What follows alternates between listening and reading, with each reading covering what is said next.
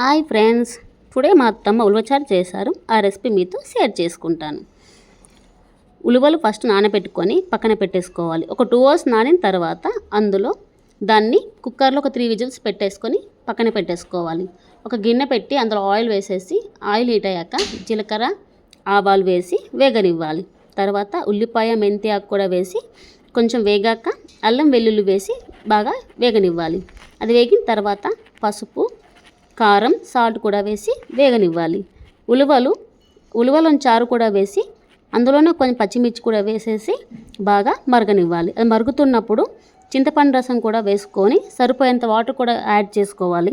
అది బాగా మరిగిన తర్వాత అందులో ధనియాల పొడి, కొంచెం మెంతి, కొంచెం బెల్లం కూడా వేసి బాగా మరగనివ్వాలి.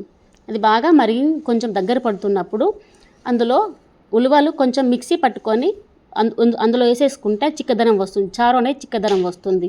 అది బాగా మరిగిన తర్వాత చివర్లో కొత్తిమీర కూడా వేసేసుకొని పక్కన పెట్టేసుకుంటే సరిపోతుంది.